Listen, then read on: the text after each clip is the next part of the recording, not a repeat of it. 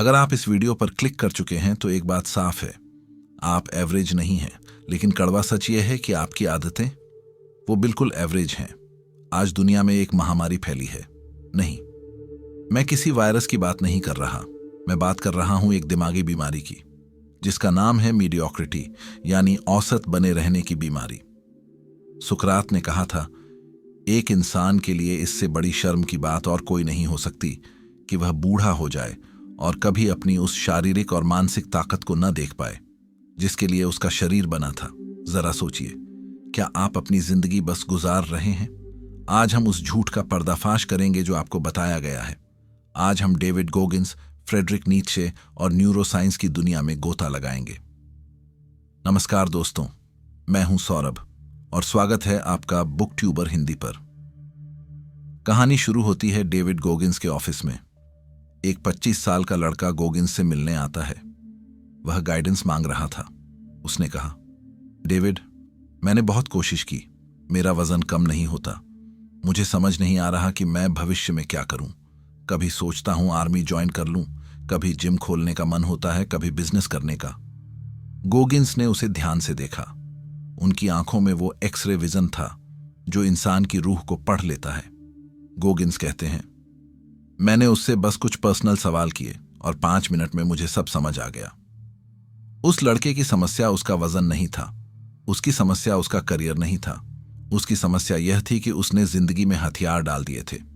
जब भी कुछ कठिन होता वह रास्ता बदल लेता, जब भी दर्द होता वह पीछे हट जाता। उसके अंदर किसी भी चैलेंज को फेस करने का कॉन्फिडेंस ही नहीं बचा था। और इसे ही कहते हैं मीडियोक्रिटी, बस किसी तरह काम चल जाए वाली सोच। क्या यह कहानी आपको जानी पहचानी नहीं लगती? हम सब एक ऐसी दुनिया में रहना चाहते हैं जहां हमें कोई चैलेंज न करे। अक्सर स्टूडेंट्स को क्या कहा जाता है? बस उतना ही पढ़ लो जितने में एग्जाम पास हो जाए। बस ऐसी नौकरी ढूंढ लो जहां सुकून हो। हमने कंफर्ट को अपना भगवान बना लिया है। लेकिन यहां एक मनोवैज्ञानिक तथ्य है जिसे द फ्रॉग ब्रेन बायस कहते हैं। आपका दिमाग, विशेष रूप से आपका पुराना दिमाग, लिम्बिक सिस्टम, महान बनने के लिए डिजाइन नहीं किया गया है। यह आपको जिंदा रखने और सुरक्षित रखने के लिए डिजाइन किया गया है। जब आप रिस्क लेते हैं, आपका दिमाग चिल्लाता है, रुको, खतरा है। जब आप सुबह 4 बजे उठना चाहते हैं, आपका दिमाग फुसफुसाता है, सो जा, बाहर ठंड है। आप आलसी नहीं हैं, आप बस अपनी बायोलॉजी के गुलाम हैं। और मीडियोक्रिटी इसी गुलामी का नाम है। और सच ये है, आप एवरेज लोगों के बीच बेस्ट दिखना चाहते हैं, इसलिए आप अपने आसपास कमजोर लोगों को इकट्ठा कर लेते हैं ताकि आपका अहंकार सुरक्षित रहे। लेकिन फ्रेडरिक नीत्शे ने कहा था, बिकम हु यू आर, वो बनो जो तुम असल में हो। और जो तुम हो वो आराम की मखमल में नहीं बल्कि संघर्ष की आग में मिलेगा। यह सिर्फ हवाई बातें नहीं हैं।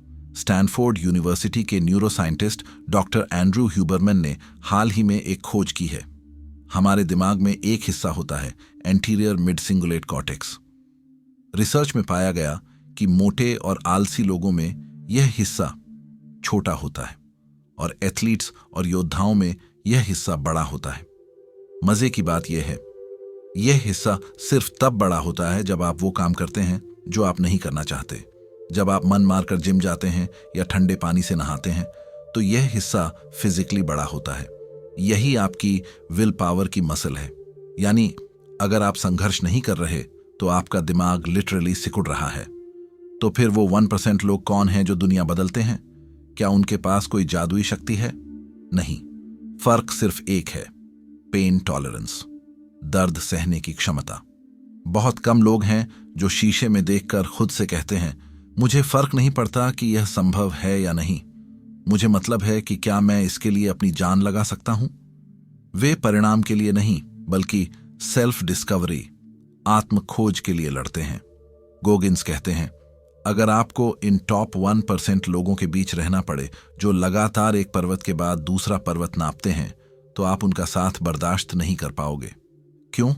क्योंकि उनके सामने आपका डर, आपका खोखलापन और आपकी बहानेबाजी नंगी हो जाएगी। उनकी आग में आपका अहंकार जल जाएगा। ध्यान दीजिए, आप अंदर से खुश क्यों नहीं हैं? क्योंकि आपके करंट सेल्फ और आपके पोटेंशियल सेल्फ के बीच बहुत बड़ा अंतर आ गया है। आप जानते हैं कि आप बेहतर कर सकते हैं, लेकिन आप कर नहीं रहे।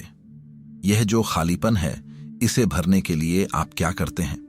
रील्स स्क्रॉल करते हैं, जंक फूड खाते हैं, नशा करते हैं। यह सब उस दर्द को सुन्न करने के तरीके हैं जो आपकी अपनी आत्मा आपको दे रही है। अब मैं आपको उस दुनिया में ले चलता हूं जिसके बारे में डेविड गोगिंस बात करते हैं। वो दुनिया जो डर के दूसरे छोर पर है। सैन डियागो की वो सरद रात। डेविड गोगिंस ने एक पागलपन भरा फैसला लिया। बिना किसी खास ट्रेनिंग के, बिना किसी सपोर्ट क्रू के, उन्होंने 100 माइल्स 160 किलोमीटर की रेस में दौड़ना शुरू किया। 24 घंटे का लक्ष्य। शुरुआत जोश में हुई। नेवी सील की ट्रेनिंग काम आई। वो दौड़ते रहे। 12 घंटों के अंदर उन्होंने किसी तरह 112 किलोमीटर पूरे कर लिए। लेकिन फिर 112 किलोमीटर के बाद शरीर ने जवाब दे दिया। गोगिंस एक कुर्सी पर बैठ गए। उन्होंने नीचे देखा। सफेद मोजे लाल हो चुके थे। पैरों के छालों से खून रिस रहा था। जब वो वॉशरूम गए तो देखा कि वो यूरिन नहीं बल्कि खून निकाल रहे थे। किडनी फेल हो रही थी। फेफड़ों में खून भर रहा था। हड्डियां चटकने की कगार पर थीं। हर तर्क, हर लॉजिक, हर डॉक्टर यही कहता, रुक जाओ वरना मर जाओगे। उनका मन चिल्ला रहा था, डेविड तुम यहां क्यों हो? तुम कितने बेवकूफ हो। बिना ट्रेनिंग के 160 किलोमीटर क्यों?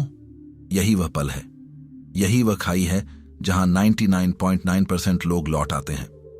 गोगिंस ने अपने मन को जवाब देने की कोशिश की। मैं यह चैरिटी के लिए कर रहा हूं, मन ने कहा। बकवास, कोई भी चैरिटी के लिए अपनी जान नहीं देता। मैं लोगों को इंस्पायर करना चाहता हूं, मन ने कहा। झूठ, तुम दर्द में हो, बस करो। अगले 4 घंटे वो कुर्सी पर बैठे रहे, कांपते हुए, रोते हुए। सारे मोटिवेशनल कोट्स खत्म हो चुके थे। सारी पॉजिटिव थिंकिंग फेल हो चुकी थी। जब आप नर्क में होते हैं तो यू कैन डू इट वाले नारे काम नहीं आते। तभी उस अंधेरे सन्नाटे में डेविड के अंदर से एक आवाज आई। कोई लॉजिक नहीं, कोई बहाना नहीं, बस एक कच्चा जानवर जैसा सच। उसने खुद से कहा, because I am one hard mother. उस एक वाक्य ने सब बदल दिया। यह कोई मोटिवेशन नहीं था, यह आइडेंटिटी शिफ्ट था। अचानक शरीर में एड्रेनालाइन दौड़ गया। दर्द अभी भी था, हड्डियां अभी भी टूटी थीं, लेकिन अब सहने वाला बदल चुका था। उन्होंने टेप से अपने पैरों को बांधा, खड़े हुए और चलना शुरू किया। 113 किलोमीटर, 120, 140 और उन्होंने वो रेस पूरी की।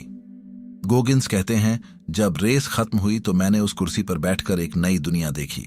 मुझे समझ आया कि मेरा मन कितनी भी डरावनी तस्वीर बना ले, मैं उसे पार कर सकता हूं। यह थी द 40% रूल की खोज। जब आपका दिमाग कहता है कि आप पूरी तरह थक चुके हैं, तब दरअसल आपने अपनी क्षमता का सिर्फ 40% ही इस्तेमाल किया होता है। बाकी 60% अभी भी रिजर्व टैंक में है। स्टोइक फिलोसोफर मार्कस ऑरेलियस कहते थे, बाधा ही रास्ता है, the obstacle is the way. और यहां एक बहुत गहरा मनोवैज्ञानिक सिद्धांत काम करता है जिसे कहते हैं द पेन पैराडॉक्स, दर्द का विरोधाभास। सिद्धांत यह है, आप जितना दर्द से भागेंगे, जीवन आपको उतना ही अधिक कष्ट देगा। लेकिन अगर आप स्वेच्छा से दर्द को चुनते हैं तो जीवन का कष्ट आपको छू भी नहीं पाएगा। हमने पिछले कुछ वीडियोस में बताया है कि आपके दिमाग को रियलिटी और इमेजिनेशन में फर्क नहीं पता। जब आप खुद को बेचारा बोलते हैं तो आपके मिरर न्यूरॉन्स उस लाचारी को सच मान लेते हैं। आप अपने ही दिमाग को हिप्नोटाइज कर रहे हैं फेल होने के लिए। एक ट्रिक बताता हूं, एनिमी विजुअलाइजेशन। अपने दिमाग में एक ऐसे इंसान को इमेजिन करो जो आपसे नफरत करता है। वो चाहता है कि आप फेल हो जाओ। क्या आप उसे जीतने दोगे? कई बार प्यार से ज्यादा ताकत नफरत या जिद में होती है। उस जिद का इस्तेमाल करो, अपनी सफलता से उन्हें गलत साबित करो।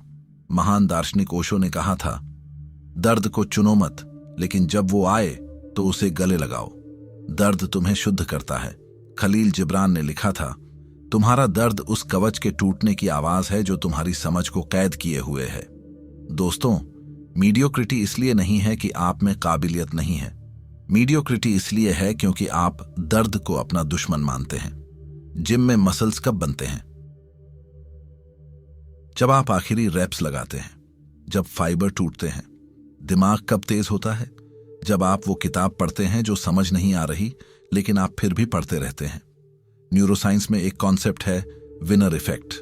जब आप कोई कठिन काम पूरा करते हैं, चाहे वो कितना भी छोटा क्यों ना हो, आपके दिमाग में टेस्टोस्टेरोन और डोपामाइन का एक ऐसा कॉकटेल रिलीज होता है जो आपके ब्रेन को रिवायर करता है। जीतना एक आदत है और हारना वो भी एक आदत है। जब आप सुबह अलार्म बंद करके दोबारा सोते हैं, आप अपने दिमाग को हारने की ट्रेनिंग दे रहे हैं। तो अब सवाल है, आप इस चक्रव्यूह से बाहर कैसे निकलें? आपको लगता है कि आपको मोटिवेशन की जरूरत है? गोगिन्स कहते हैं, motivation is garbage. Motivation petrol की तरह है, जलकर खत्म हो जाता है। आपको इंजन बदलना होगा, आपको अपनी आइडेंटिटी बदलनी होगी। लोग इंतजार कर रहे हैं कि एक दिन उनके दरवाजे पर कोई गिफ्ट आएगा, कोई जादू होगा और उनका माइंडसेट बदल जाएगा। कठोर सच यह है, ऐसा कभी नहीं होगा। आपको संघर्ष करना पड़ेगा, आपको विजुअलाइज करना होगा, सपनों को नहीं बल्कि उस कष्ट को जो रास्ते में आएगा। बीजे फॉग, जो स्टैनफोर्ड में बिहेवियरल साइंटिस्ट हैं, कहते हैं, बदलाव बड़े फैसलों से नहीं बल्कि सूक्ष्म आदतों, टाइनी हैबिट से आता है। लेकिन गोगिन्स का तरीका थोड़ा अलग है। वो कहते हैं, अपने दिमाग को कठोर बनाओ। हर दिन कुछ ऐसा करो जो तुम्हें करना पसंद नहीं है। क्या तुम्हें ठंडे पानी से नहाना पसंद नहीं? तो रोज नहाओ। क्या तुम्हें पढ़ना पसंद नहीं? तो रोज 10 पन्ने पढ़ो। क्यों? ताकि तुम अपने फ्रॉग ब्रेन को बता सको कि मालिक कौन है। क्या आप जानते हैं कि नासा जब अंतरिक्ष यात्रियों को चुनता है तो वो उनकी सफलताएं नहीं गिनता, वो यह देखता है कि वो अपनी असफलताओं से कैसे उभरे। वो ग्रिट यानी दृढ़ता ढूंढते हैं, टैलेंट नहीं। अब मैं चाहता हूं कि आप मेरी बात बहुत ध्यान से सुने। यह वीडियो खत्म होने वाला है लेकिन आपकी लड़ाई अब शुरू होगी। डेविड गोगिन्स जब 300 पाउंड के थे, वो हर रात शीशे के सामने खड़े होकर खुद को गाली देते थे। वो इसे अकाउंटेबिलिटी मिरर कहते थे। वो खुद से झूठ नहीं बोलते थे कि मैं हेल्थी हूं। वो कहते थे, तुम मोटे हो, तुम आलसी हो और तुम अपनी जिंदगी बर्बाद कर रहे हो। आपको भी आज रात यही करना है। खुद से मीठी बातें करना बंद करो। सेल्फ लव के नाम पर खुद को धोखा देना बंद करो। सच्चा सेल्फ लव यह है कि आप खुद से इतनी मोहब्बत करें कि आप खुद को एवरेज बनकर सड़ने न दें। यहां 3 स्टेप्स हैं जो आपको आज से फॉलो करने हैं। नंबर 1, द हेल येस और नो रूल। अगर कोई लक्ष्य आपको डरा नहीं रहा, अगर उसे सोचकर रोंगटे नहीं खड़े हो रहे, तो वो बहुत छोटा है। सेफ खेलना बंद करो। Number 2, the 40% push. जब कल आप काम करते करते थक जाओ, जब मन कहे बस बहुत हो गया, तो याद रखना यह सिर्फ 40% है। 5 मिनट और करो, 1 पन्ना और पढ़ो। वही 1 पन्ना आपको भीड़ से अलग करेगा। Number 3, kill the victim. मेरे साथ बुरा हुआ, मेरे पास पैसे नहीं हैं, मेरा बैकग्राउंड खराब है, इन कहानियों को कचरे में डाल दो। आपकी समस्याएं आपकी हैं और उनका समाधान भी आप ही हैं। 1960 के दशक में वैज्ञानिक जॉन कैल्हून ने एक डरावना प्रयोग किया, यूनिवर्स 25। उन्होंने चूहों के लिए एक स्वर्ग बनाया। असीमित खाना, असीमित पानी, कोई बिल्ली नहीं, कोई बीमारी नहीं, सब कुछ परफेक्ट था।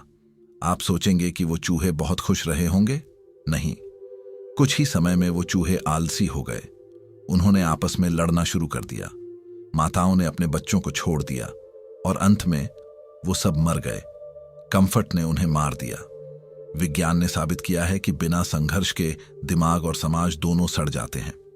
और आज आप उसी यूनिवर्स 25 में जी रहे हैं। आपका सोफा, आपका नेटफ्लिक्स और आपकी सुविधाएं धीरे धीरे आपके दिमाग की हत्या कर रही हैं। औसत बनकर आप कभी खुश नहीं रह पाओगे, क्योंकि इंसान की आत्मा विस्तार चाहती है। आराम आपको मौत की तरफ ले जाता है, संघर्ष आपको जीवन देता है। याद रखना, एक दिन यह सब खत्म हो जाएगा। जब आप अपने आखिरी बिस्तर पर होंगे तो आपके सामने 2 लोग खड़े होंगे।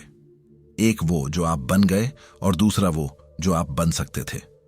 अगर इन दोनों अजनबियों के बीच बहुत बड़ा अंतर हुआ तो वो होगा असली नर्क। लेकिन अगर वो दोनों एक जैसे दिखे, अगर आपने अपनी पूरी क्षमता को निचोड़ लिया, तो वो होगा स्वर्ग। चुनाव आपका है। इस वीडियो को अभी लाइक मत करो, सब्सक्राइब भी मत करो अगर आप सीरियस नहीं हो। लेकिन अगर आपके अंदर वो आग है, अगर आप उस मीडियोक्रिटी के वायरस को मारने के लिए तैयार हो, तो कमेंट बॉक्स में जाकर अपनी उपस्थिति दर्ज कराओ। सिर्फ अपना शहर या स्टेट लिखो जहां से आप यह वीडियो देख रहे हो। देखते हैं कि भारत और दुनिया के किस कोने में वो 1% शेयर छिपे बैठे हैं। अपनी पहचान छोड़ जाओ, क्योंकि एवरेज लोग कमेंट नहीं करते, वो बस स्क्रॉल कर देते हैं। बहुत बहुत धन्यवाद।